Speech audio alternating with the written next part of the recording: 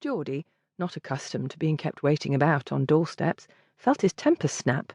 "Wheat, man, you're a poky one. Just give the lass the card. Let her ask the questions." The butler, recognising a voice of authority even when dressed in a Scottish brogue, admitted him, placed his card on a salver, and asked Geordie to wait in the library. It was not a long wait. Geordie had barely time to study the room, a high-ceilinged chamber with tall windows and book-laden shelves climbing to the rafters, before the butler returned. "Miss Walcott will see you in the study, my lord," he murmured, and he led the visitor down a long hallway to the very last door. "Lord Dunvegan," he announced, and stood aside. Geordie crossed the threshold and stopped short. As the butler discreetly took his leave, Geordie gaped at the young woman rising from behind a desk. She was not at all what he expected. She was certainly not a beauty. His impression was rather that of a schoolmarm than a pretty girl. Small and rather thin, her hair that Archie had so glowingly described was pulled severely back from her face in a tight bun. Her supposedly golden brown eyes, with their unbelievable lashes, were hidden behind a pair of large spectacles, and her gown with its high neck, severe white collar, and long sleeves did not hide the fact that her figure was almost flat. In Scotland, she would never be called sonsy. Only her mouth, ripe and cherry red, lived up to Archie's besotted description. "Lord Dunvegan?" she was asking as she came around the desk. "Yes, ma'am, but I fear I've interrupted you in your work." "That's quite all right.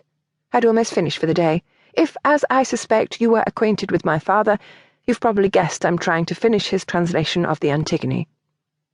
She studied his face carefully, blinking in a puzzled way at the wild red hair and boyish face, before putting out her hand. "You were an acquaintance of my father's, were you not?" she asked dubiously. "No, ma'am," he said, taking her hand and bowing over it. "I'm a friend of Sir Archibald Halford." She stiffened.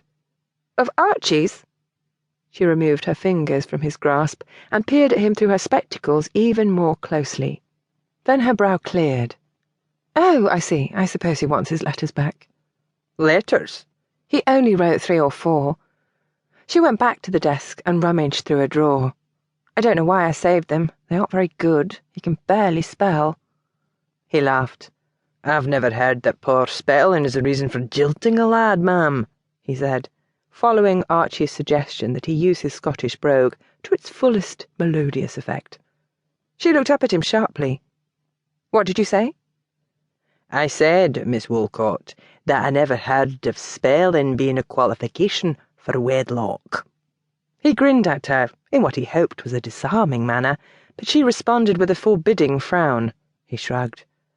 "Ah, well, I suppose it wasn't worth repeating." "No, it wasn't," she said icily.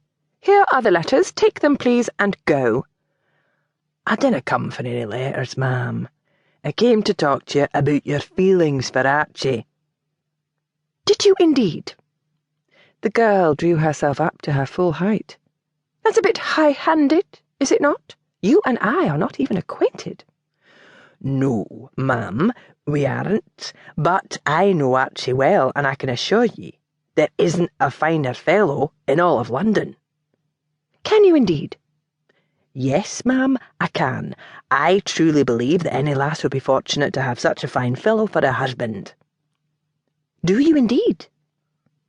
Geordie paused and cocked his head at her. "Indeed, ma'am, it seems that you're indeeding me a thoch too many indeeds.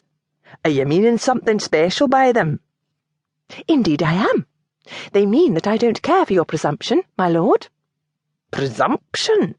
"Yes, presumption. That's the proper word, I think, for the interference of a stranger who accosts me in my own home and presumes to advise me whom to marry." Geordie was not surprised at the girl's show of irritation.